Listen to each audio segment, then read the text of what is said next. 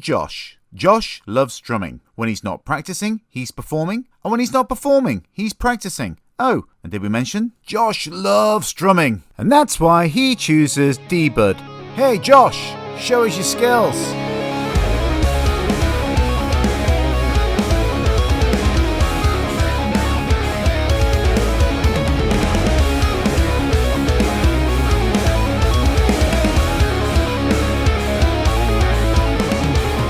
Thanks, Josh. Noise harms your health. Josh knows that. He also knows that gigs get very loud. D-Bud's volume slider means that he can slide from minus 11 decibels to minus 24 decibels in the flick of a switch. And that's why Josh loves D-Bud. The problem with cheap earplugs is they often kill both the volume and the sound. The lower tones cut through the earplugs more than the higher ones. The bass overpowers the treble. There's an uneven attenuation of high and low frequencies, an unbalanced distorted sound. Yes, they protect your ears, but you get a muffled and dull sound experience. D-Bud isn't like that. Don't lose your hearing or peace of mind. Get D-Bud today. My earliest musical memory is Michael Jackson. My sister and I just loved Michael Jackson, and my nana actually got me a Michael Jackson album for a very kind of early birthday, and we just kind of absolutely fell in love, basically. And my mum used to work in a bookmaker's, which meant that they had a touch tone phone before anyone had one in their house. So when Michael Jackson went on tour, the Dangerous tour, my mum was able to get through right away, and she got tickets. So when I was 4 years old, my first ever concert was Michael Jackson at the old Wembley Stadium, which was incredible. Wow. And so that was on the Dangerous tour. It was, yes. I think it was like 1992, or thereabouts. Wow, that must have been incredible. Um, He really was one of the greatest of all time, wasn't he? yeah, totally. I mean, I don't really have very many memories at all. I remember kind of just being part of the big crowd walking up to Wembley, and I remember the drive down to London because we got stuck in a hellish traffic jam. So those are the memories I have. I don't have really many memories about the concert, but most people when they get told to talk about the first concert they ever went to, it's always really quite embarrassing. So I'm thrilled that mine's is quite a cool one, even if I don't remember too much about it. Yeah, it's incredibly cool. I had tickets to the when he did that kind of farewell thing that never ended up actually taking place, and I was gutted. So even though you were very young, that's an amazing artist, obviously, to have seen live. When did you start making your own music?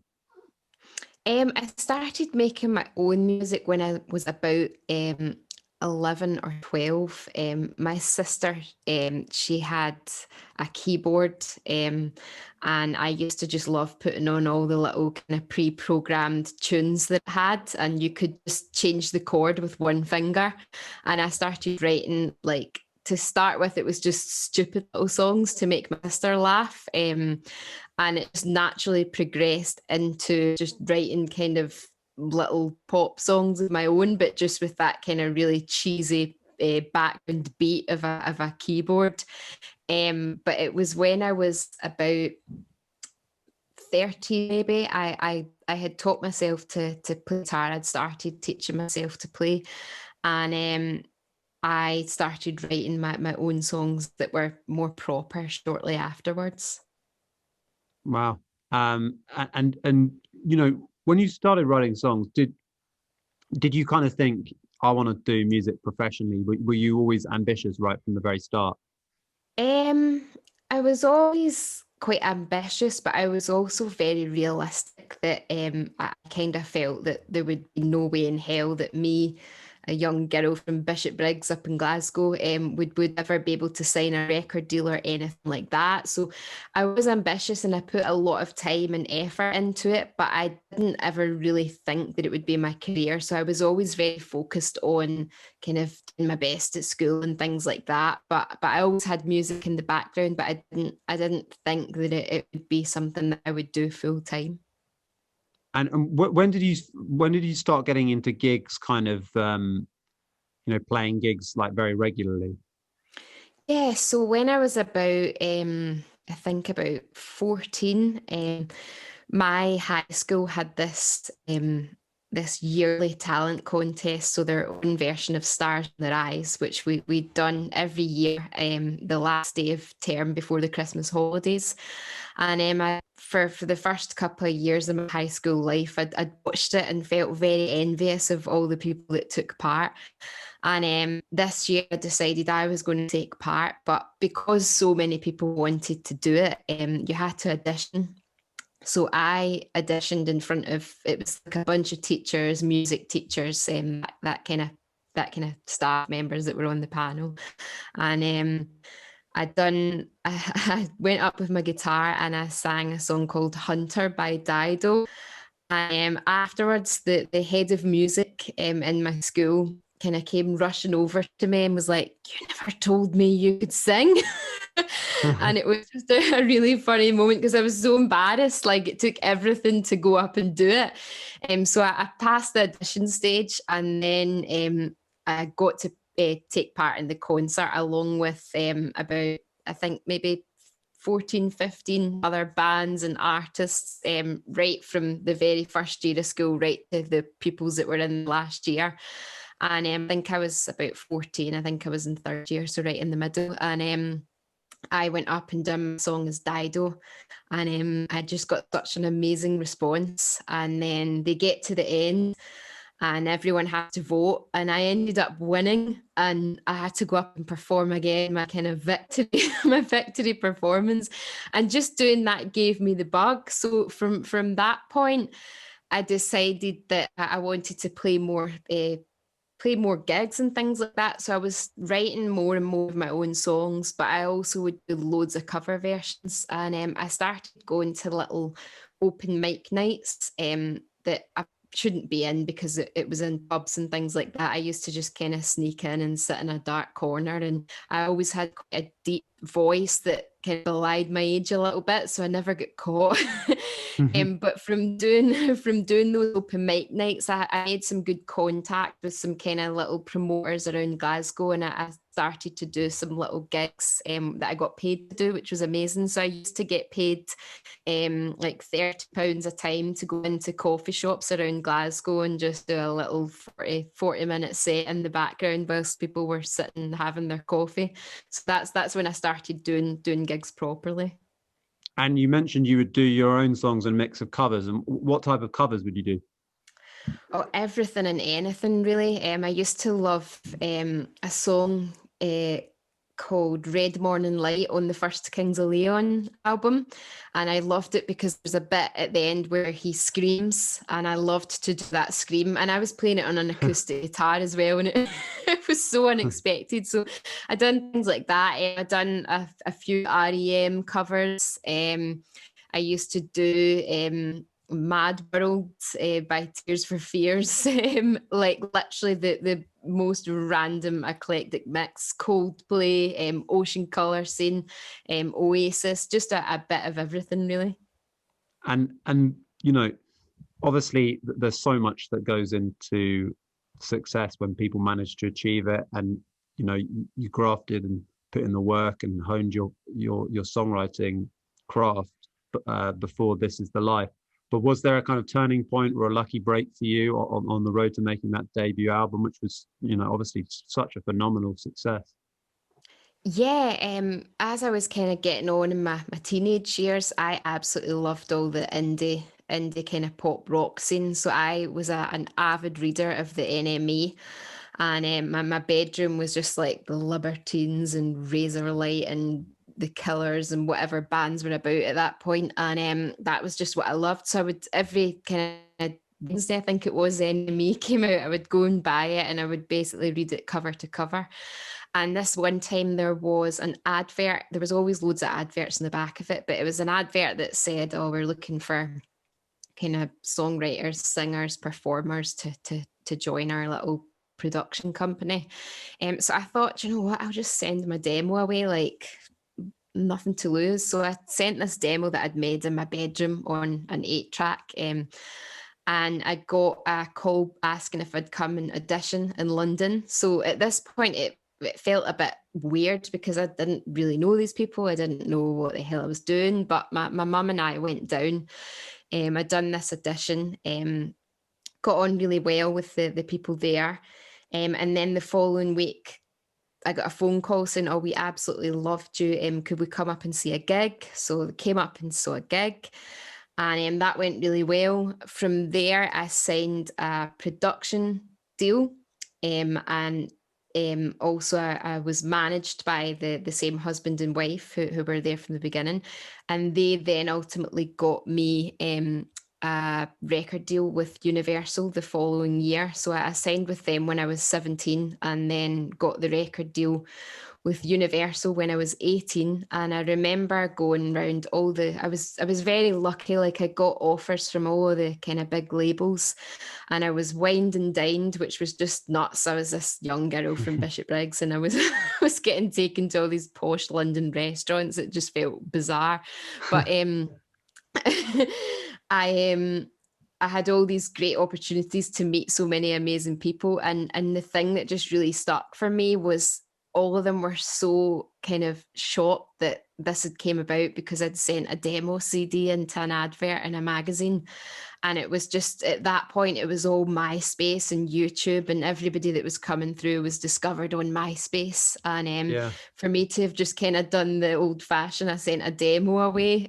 I think it was probably the last time that ever happened, but it was amazing. So I then found myself with a record contract, and it just kind of happened in a flash, and it was something I hadn't expected. I was meant to start university that year, but I ended up in a recording studio in London instead, making my first album. I did contact the university and said, I might not be there this year, can I hold off for next year? And they said that was fine. So they held my spot for the next year. But when it got to the next year, I'd just released my album. It got to number 2 the first week in the UK charts. And I had to phone them and say I wouldn't be coming. Wow. What an amazing rise and, you know, so well deserved. But did you find it difficult to adjust to that, you know, because quickly, you know, you're obviously the record ended up getting to number 1 in the UK, and you know, but by sort of like the next year you were on Ellen and the Late Late Show, and you know, all sorts of things, you know, really doing the celebrity rounds and being plunged into that world of show business so quickly. Did you take to that? Did you love it? Did you find it challenging? And was it part and parcel of what you felt you signed up for? Oh gosh, I felt it was mad. I've never used to that side of it. It's strange because I do the performances and I'm fine on a stage, but I genuinely don't really like being the center of attention in any other part of life. So that side of it was a bit hard, and it was literally like getting chucked in the deep end. I went so quickly from being at high school up here in Glasgow to suddenly I'm all over the world doing these crazy TV shows, having people fuss over what I look like and my makeup and my hair and all of that. And I did find it really difficult. I felt kind of, you feel really exposed, like you've gone from just this really normal everyday existence to suddenly everyone's got an opinion on you. And the workload, I think for me, I mean, those first few years, I probably was at was at home, honestly, a handful of weeks out of the entire year. I spent so much time traveling. And at the time, it was hard because my friends, we were at that age where we were finally allowed to legally be in clubs and bars. And Yeah. we would live for the weekend, like most young people. Like, we just lived for the weekend. We would love to hang out and just kind of do our thing. And at that time, I did have that feeling that I was just missing out on so much. I mean, I was so lucky because my friends were so supportive and they were always there for me. And they were always super excited when I'd be home and I'd be coming out, because it didn't happen so often. So they always made me feel amazing when I got to finally go there. But I did kind of feel like my life was completely different and completely separate to any of theirs. So in a way, I kind of felt a little bit isolated. And sometimes I look back and think of everything that I went through, and I feel like it's a miracle that I'm still in one piece. Like, it's such a cliche, but roller coaster is the perfect way to describe it. I mean, on one hand, I've got this album and it's #1 in all these countries around the world, and everybody wants a piece of me. But on the other hand, I was a young female, kind of just starting off in adulthood, trying to make sense of who I was and everything else. And it just felt like you could never do that. You were constantly being judged left, right, and centre.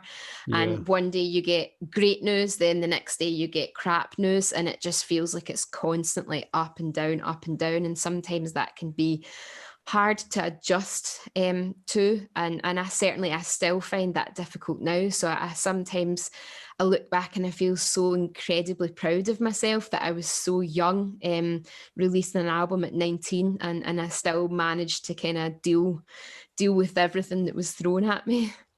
Yeah, yeah, it's a hugely demanding thing for anyone to have to go through. How long do you feel like that, has that roller coaster kind of not stopped? Or was there a period where you felt things got a bit more chilled, after that first album, that came out in 2007. Yeah. It seems like it was years after where it was like very hectic for you. Yeah, I mean, it was hectic forever. I mean, even now, it's still, when you release an album, you still have to basically go, right, I'm signing off from my normal life for the next 18 months to 2 years, because you just have to kind of do everything and be everywhere. So I always have that, but I did find that getting that level of success, you get a little bit more control, and you feel that you're more in control of what you're doing, and you feel able to kind of have your own opinion more. Because I mean, when I was starting out, I didn't have a clue about the industry. I didn't know how anything worked. And you just take other people's opinion as gospel, and you think, oh, this is how we do it, this is how it goes. But as you learn, you learn that you can have your own voice, and it's actually okay to say, do you know what, I don't want to do this, or I'm not comfortable. But it did take me a while to get to that point, and even now I still sometimes feel like you are treated a little bit like an expendable asset sometimes. Yeah. Just, oh, here you go, she can do this, and whatever. And there's never any real thought out with your kind of close group. There's never any real thought as to, you're actually just a human being trying to kind of put one foot in front of the other like everyone else. Yeah, yeah. It seems like the industry is quite fickle and difficult to navigate and full on. And yeah, this is something that you hear time and time again from Oh, artists, and of course, especially with the sort of music that you make, which it's really my favorite kind of music. But you were talking just now about how even back in 2007, 2006.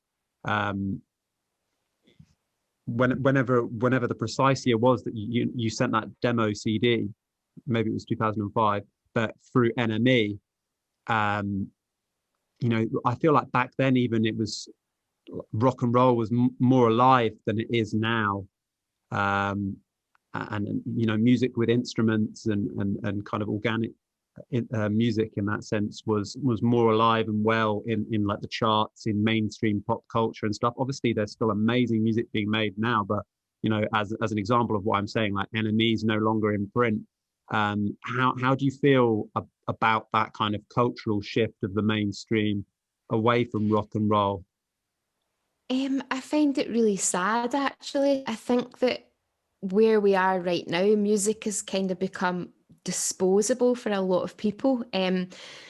For me personally, like I released my most recent album a few months ago, and I had so many people contact me, not just personally, but through friends and through family. So many people say, "Oh, I heard Amy's new song on the radio. I absolutely love it. I can't stop listening to it."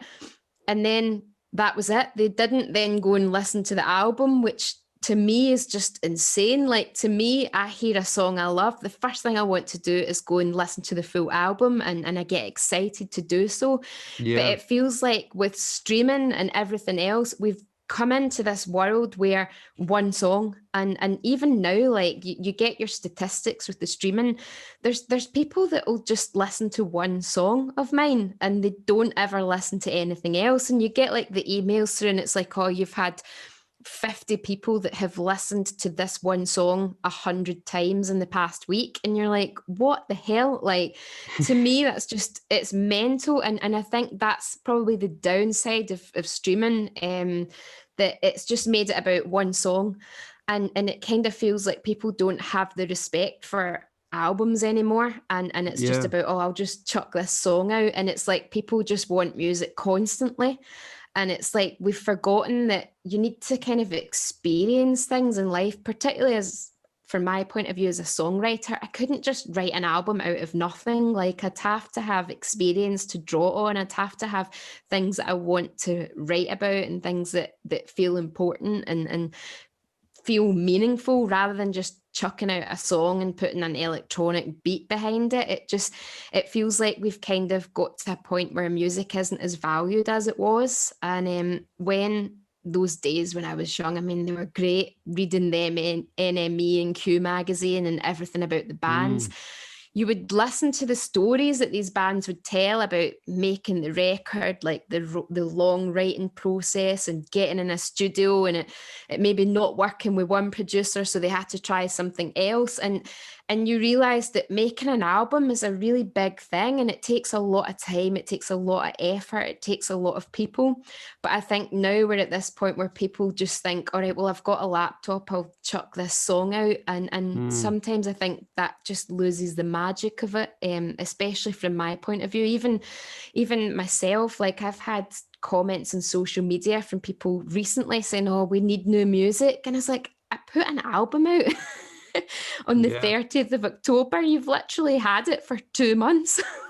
yeah, Why do you need new music now? Like, I would get an album when I loved a band and I would be excited for their new album. I would get it and I would just listen to it nonstop for months on end. And then you would get that excitement maybe 6 months to a year later when you would finally see them perform live, and you would hear all these songs, how they were intended to sound. And that to me was so exciting, and that's what I loved, and that's how I fell in love with music. I think sometimes now music is just kind of seen as an accessory, and it's just there and it will always be there, and there's always these songs and they'll come and go or whatever. But for me, music was always really magical, and it was something that to me kind of was part of me. I mean, there's great memories that I have in life that I can pinpoint to a particular song, and I can hear that song and then think about those times. And I sometimes worry that kind of the next generation or the current generation, they're missing out on that. And I don't know what my life would feel like without having that connection that I did have to music. yeah, yeah. I mean, particularly when you're talking about NME and Q sadly also gone out of print, but I remember reading those magazines on like the tube or on the train, and just like, when the band's talking about making those albums, those long experiences that they had, and it seemed like there was a lot more kind of human contact. When you talk about the danger of music becoming kind of losing its value, do you think that's already happened to an extent, and do you think that we've kind of reached the point where that's just going to continue? Do you see any way of that changing? Because it seems like a lot of people are just used to music. Do you think that the youth of today see any difference between streaming a tune on Spotify and, let's say, swiping on TikTok or swiping on Instagram to the next story. You know, it's all just content at the end of the day, and the Spotify content's not even visual. So do you think Yeah. it's almost like a bit boring for kids today to just hear a rock and roll band? I mean, I don't know. I hope that it isn't, but I do understand, like you're saying, that it'll be hard to kind of get that engagement back because kids grow up with, oh, here's a song, great, I like that one song, and that's all I listen to, or whatnot. So it will be difficult getting people back to loving an album. I mean, there's always going to be parents that love music, people like myself that Yeah, of kind of course. instill that in their children. So as long as we keep that going, I think that there'll always be people that love music, and there's always people that love live music. I think that that's where the rock bands and all the amazing artists that I love, that's where they thrive, because that's what they were born to do. It's what they've practiced to do. It's what they've kind of spent their life doing. That I think that will kind of keep the side of music that I love going. I hope it does, at least.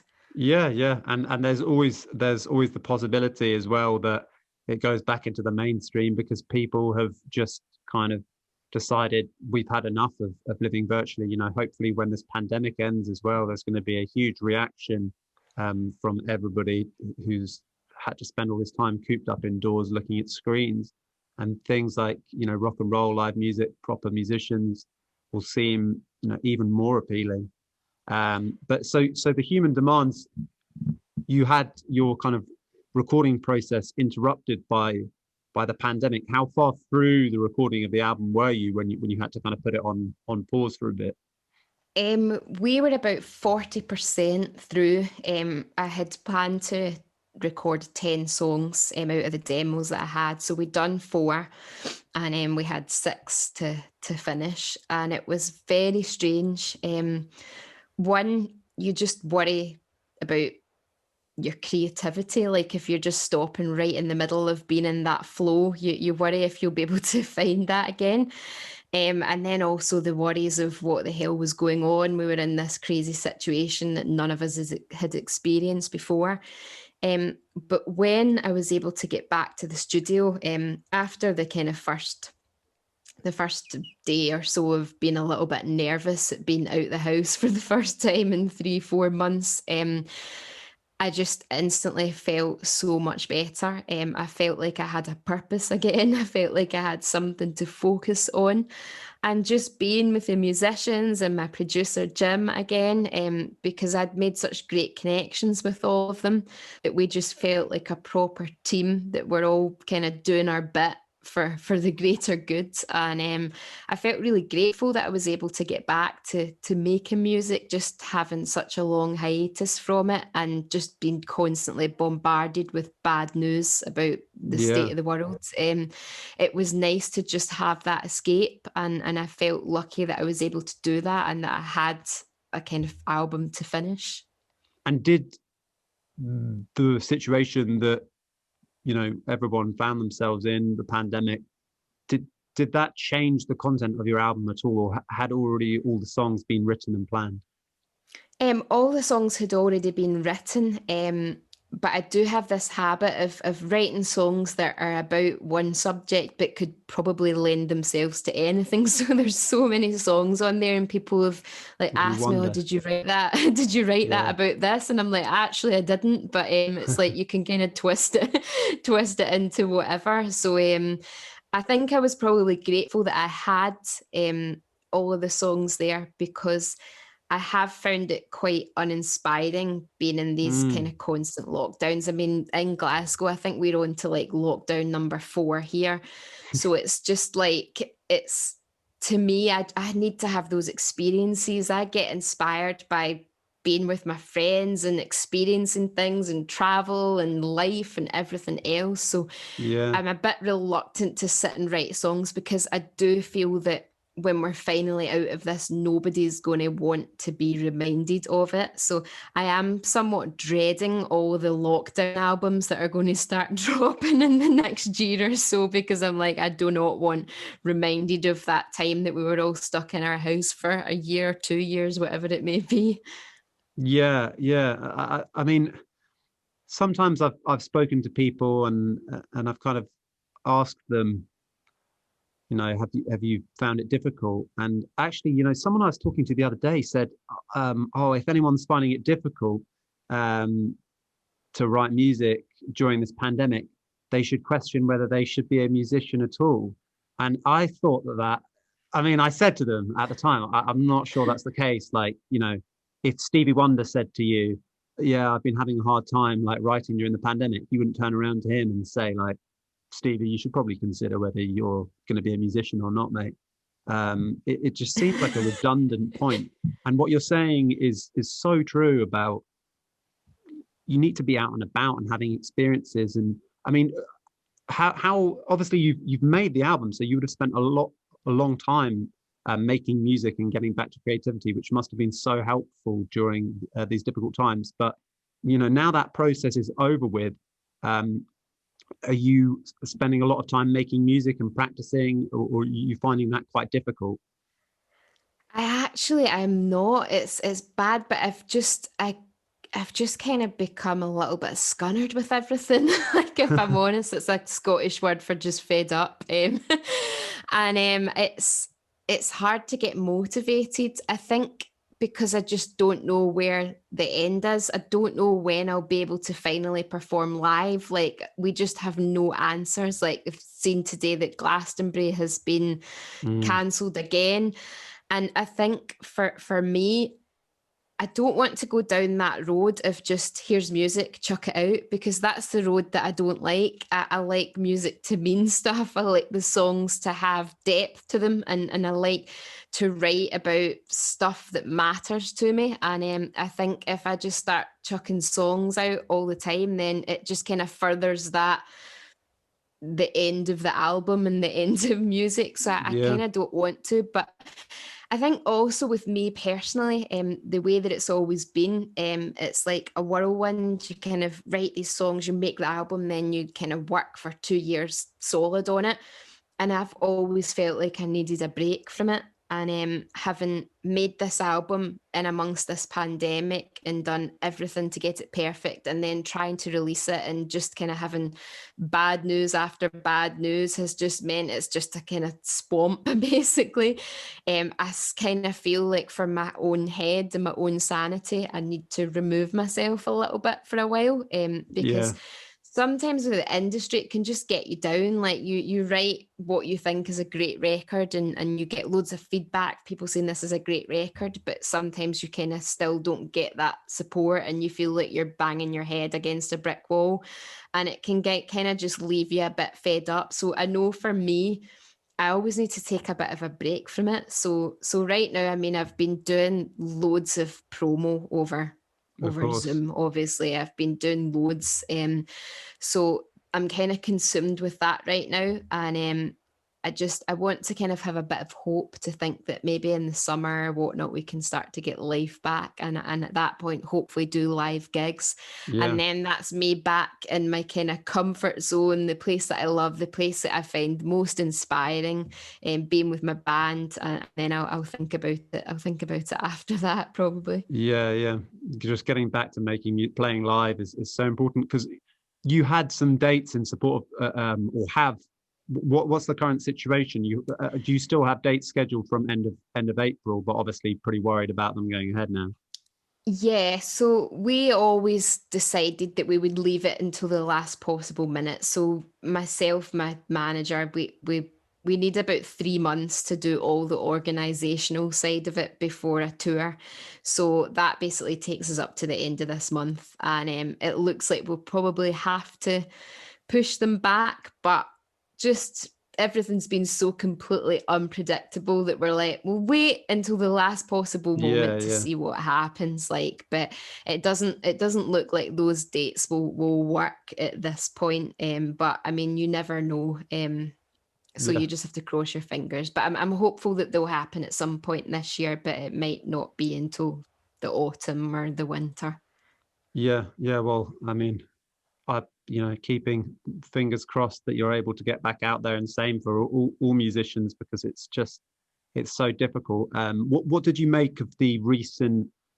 Because obviously this has a huge bearing on the industry, because so many people depend on live work, just to actually make a living. That's the way the music industry works nowadays. What did you make of the efforts of people like Garvey from Elbow, who were doing that whole thing, trying to explain to the government about Spotify's payment terms and how this affects artists? Do you think those attempts are futile? And are you worried about the state of the industry, or do you just kind of accept the reality and there's nothing that we can do? I do think there is stuff that we can do. Yeah, I mean, when they had announced that there was going to be kind of an inquiry, whatever it is they call it, into the way that streaming works, and that they were looking for contributions. At first I thought, oh no, I'm going to have to do it because nobody else will stand forward and do it. I'll need to do it. And thankfully there was loads of artists that put their name forward, so I was like, oh well, that's fine. They probably know the ins and outs and the facts and the figures a bit more than me. I know that the Broken Record campaign that I've seen on Twitter has been incredible for raising awareness and making people aware, making them understand that the money that they pay doesn't really kind of go to the artists for their streaming. And I do think that the model isn't quite right. I think it could be perfect. I think that if they can get it in a better place, then it could be great for everyone. But right now it's not great for everyone. It's kind of great for the money men, and that's about it. And I think sometimes artists are reluctant to say anything because they already get such lack of support on these platforms that they worry if they say something about it, then they'll get even less. And especially in this year, a lot of the time it's the only thing they've got to spread the word or to let people hear their music. So you can understand why. And people like Guy Garvey kind of putting his head above the parapet is brilliant, because he's obviously extremely educated. He knows what he's talking about. And he's a great musician from a great band that people respect. So they're going to kind of listen. And seeing like a lot of the stuff that's come out so far, it seems like there's been a lot of artists that have been there really fighting the corner for so many other artists. And I think it's so good to hear like bands like Elbow, Radiohead getting involved, probably bands that are in a much better position than most other artists, so they don't really need to. So the fact that they have, I think, speaks volumes, and it just shows you how important it is. There is the other argument that we need the mega artists, the mega streaming artists, like your Taylor Swifts or Beyonce or whoever else is kind of right up there, because if they get involved, then that's the end right there, because they are the artists that have that power. And you just kind of hope that they will. I'm sure they probably will at some point, because they probably don't realize just how much they can help kind of they smaller could change artists. everything. They totally could, or unsigned artists, they could completely revolutionize it for these people, and that's a great thing, because suddenly it opens it up to even more people that are making music right now but can't rely on it as an income, so they have to kind of give it up or it falls by the wayside. It's kind of like we're missing out on what could be these incredible artists of the future, just because there's no chance for them to kind of do it full time. They always just have to rely on getting income from it elsewhere. So if we got to a point where these really kind of promising new young artists could kind of just throw everything at their music and know that they would still be able to pay the bills at the end of the day, then that would be amazing. And in a way, it's us that miss out. It's people that love to hear these new artists and great songs, because they ultimately they'll just kind of stop getting these new songs, will stop getting written, and these new artists will stop breaking through because they just can't afford to. Do you think it's kind of crucial for people to focus on it full time? Like if you're having to rely on another source of income, you almost don't have enough time to work on your craft. Yeah, totally. You just don't have enough time to practice. And if you start to get to the point where you're doing gigs, you're incredibly late nights and a lot of travel, and it makes it impossible to kind of stick to a normal job at the same time. So I think that it's important that people get paid properly for the art that they make. I mean, when you think about this year, none of us would have got through it without the art. We wouldn't have got through it without music, without Yeah. TV shows, without movies, and it all kind of comes from the same place. And it's kind of unfair that these people aren't being properly rewarded for the effort that they put in and for their incredible hard work and their amazing talent. Yeah, I agree completely. So, as this is the greatest music of all time podcast, I wanted to finish off by asking you, what's the music that has the most sentimental meaning for you? Is it true that Travis is like your kind of number one influence, or is that a misconception that I've got? It's not a misconception. It's just so long ago. So I have always respected Travis. I probably don't listen to them as much now. But they're a great live band. Anytime I've seen Travis perform live, I just think, oh, amazing. And it was hearing the album The Man Who that really kind of Such a good kick-started album. me. So, and seeing a headline Tea in the Park is what made me go, oh, I could do that. So I've always going to have that kind of connection there. I think that what's amazing about music for me personally is that it's everlasting. Well, the music I like anyway, it's everlasting. So as I've kind of got into my music career, I've discovered artists that I knew about, but I didn't listen to that much and didn't know that much about. So somebody like Bruce Springsteen, being whatever age I was when I first started listening to his albums, it felt amazing because I had so much to discover. Like I had Mm. all these albums from way back when I hadn't even heard, and it felt like a kind of treasure chest being able to go back and listen to these albums that I'd never really even paid attention to, or I mean they were made before I was born, but just that side of it is amazing, and I'd done that. I remember doing that um with David Bowie, going back through some of his records. I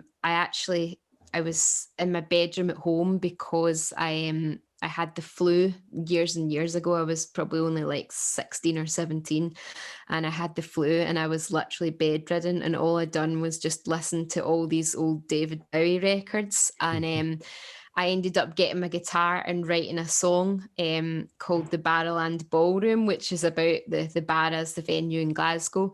And I'd started kind of researching it on the internet, and I saw that David Bowie had played there. And because that's all I was listening to at this point, I saw that he'd performed there, and I thought, wow, that's incredible that he performed in this venue.